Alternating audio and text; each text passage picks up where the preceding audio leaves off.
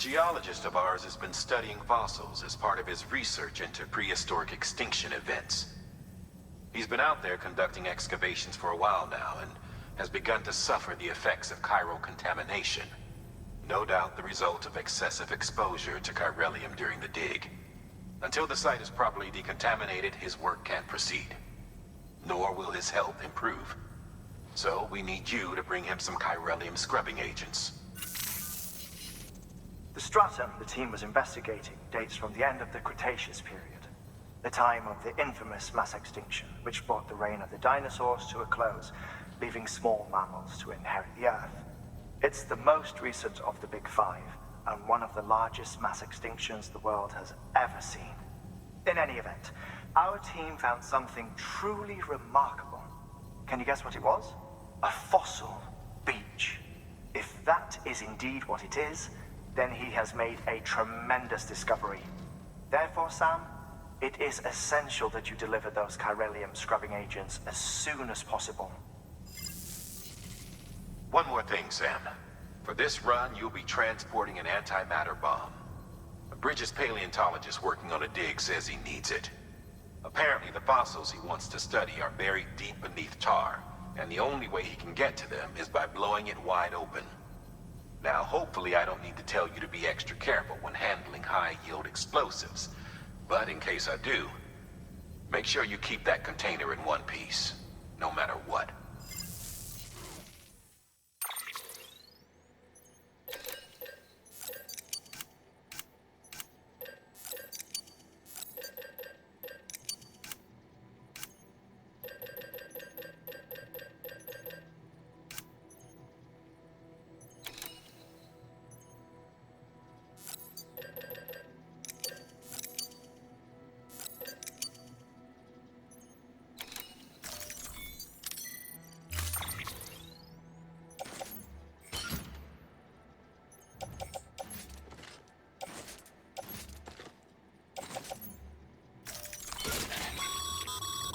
Sam, I'm sure you haven't forgotten, but you need to be extremely careful with that antimatter bomb, especially when transporting it by a carrier or vehicle.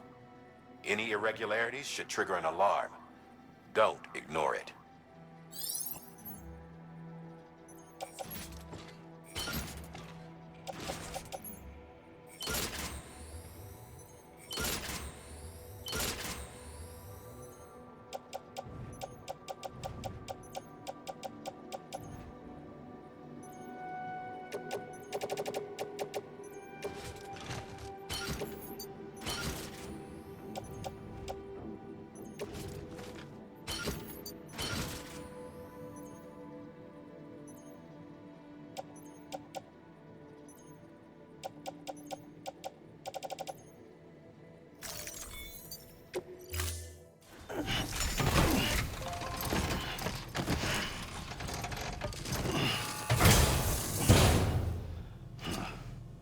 Order assigned.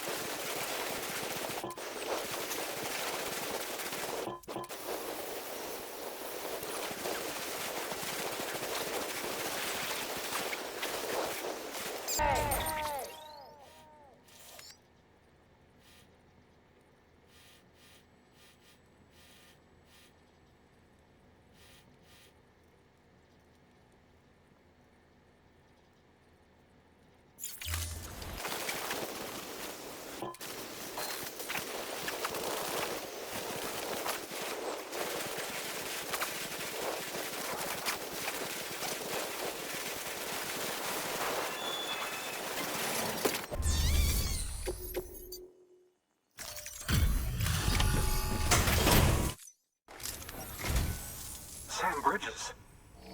Oh, thank God for that. I was worried you might not get here in time. But then I've done nothing but worry of late. I've been haunted by those visions you doom sufferers see. That end of days stuff. I put the nightmares down to fatigue. The possibility of chiral contamination never even occurred to me. It's just lucky we caught it before the suicidal stage. Dying's not an option. My research is nowhere near complete. It's not just my life you're saving here. It's my life's work. I started to wonder if I'd ever see these meds. I guess you really are good at what you do, huh? Thank you.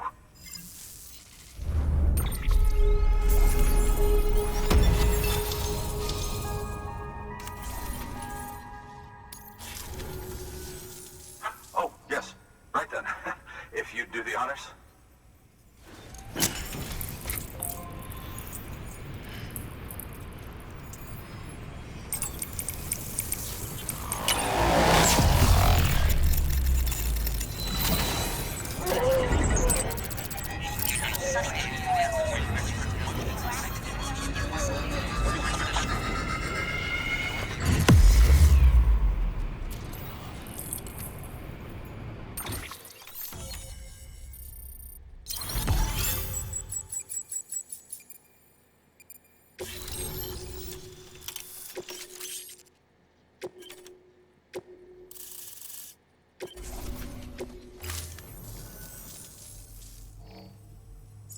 And just like that, I'm part of the UCA, with access to a treasure trove of historical research materials. Studying this fossil beach should be a good deal easier now, assuming I can prove once and for all that that's what it is. Honestly, though, I'm just excited I can finally share these findings with everyone.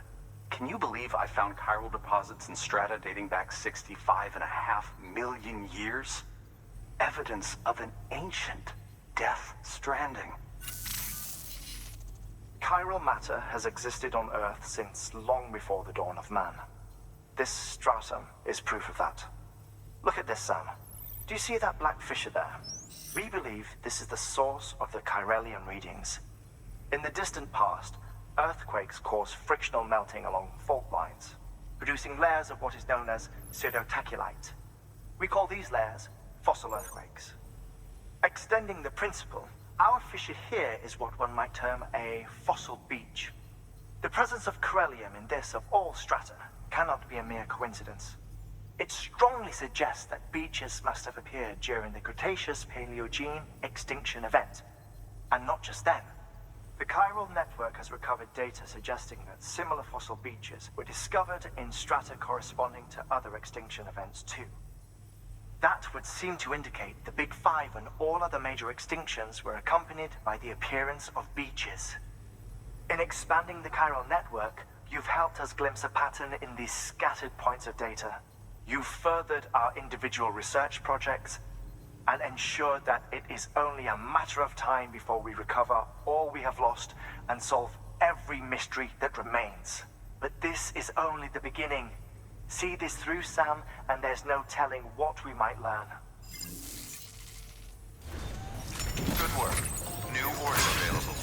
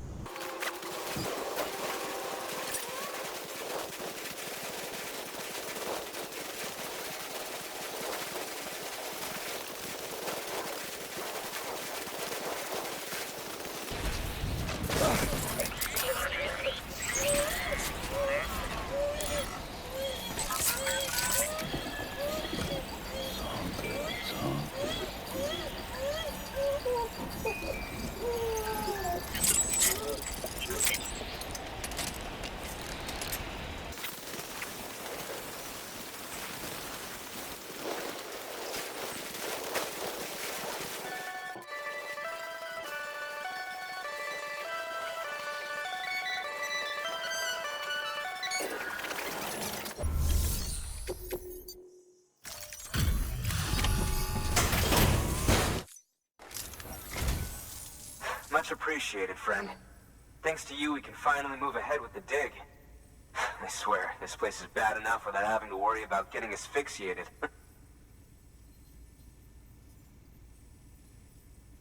Not that I need to tell you. You did it after all, though I can't for the life of me imagine how.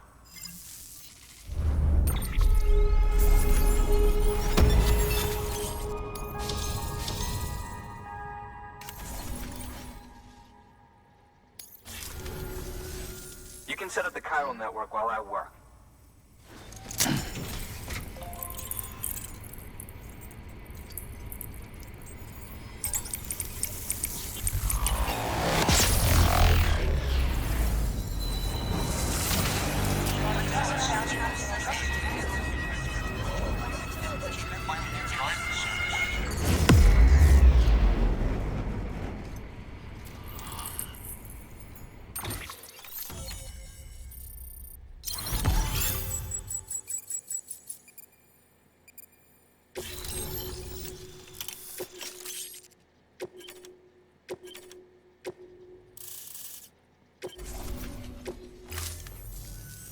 Anyway, as it turns out, Sam Bridges, I have a favor to ask. A local porter was on his way here with something very valuable, but dropped it en route. It's a 200-million-year-old ammonite, which looks, he says, almost as if it were still alive. He apparently stumbled across it in a boulder field which had previously been hidden beneath a glacier, but that's not the half of it. The man claims this ammonite has an umbilical cord. An umbilical cord. Color me skeptical, but the specimen merits study, and I wasn't about to leave such delicate work to an amateur. So I asked him to carve out the whole surrounding chunk of rock and bring it here to me. Naturally, I wanted to compare it with contemporary specimens in the vicinity, which is why I had him excavate a number of those in addition to the one he told me about.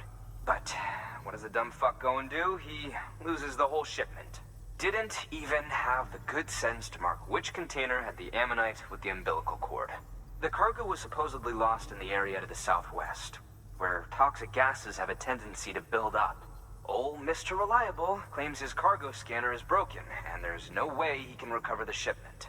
But you could track it down. To protect you against the fumes, I'll provide you with an oxygen mask. Just to be safe. You can pick it up when you accept the order. That fossil could represent an epochal discovery. While there are examples of viviparous fish, an ammonite with an umbilical cord is unheard of. And if it is indeed 200 million years old, it would also correspond with the end Triassic extinction, another one of the big five. Could the umbilical cord be connected to the beach? We must recover that cargo at all costs. It could provide a vital clue to the mechanisms underpinning the Death Stranding. We're so close. So very, very close to grasping the true nature of the phenomenon. Hurry, Sam. We cannot risk that ammonite being lost. Good work. New order.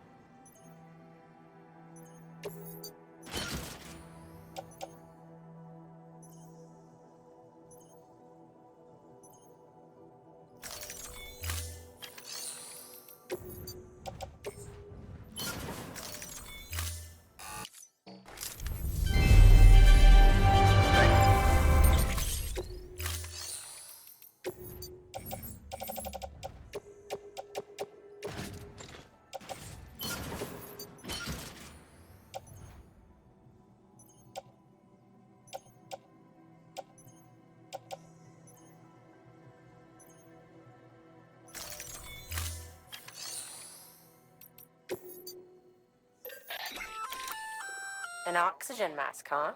Good idea. It'll filtrate the air and keep you breathing normally.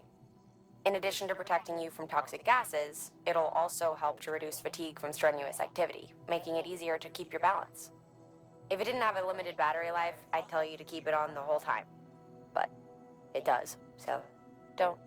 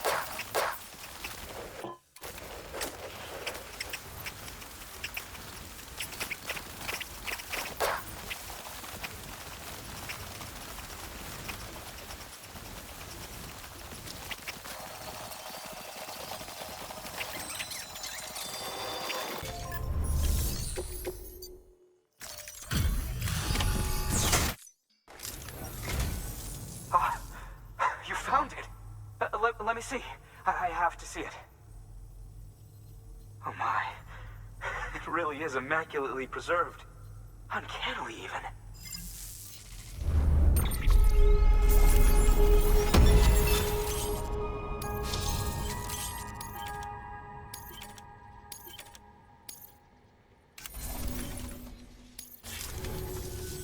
Thanks for bringing in that lost shipment, Sam. And yes, it did indeed include an ammonite with a bona fide umbilical cord attached. I've already sent some images and a preliminary analysis to Hartman via the network. Interestingly, it seems the surrounding strata contain traces of tar, which lines up with one of his theories.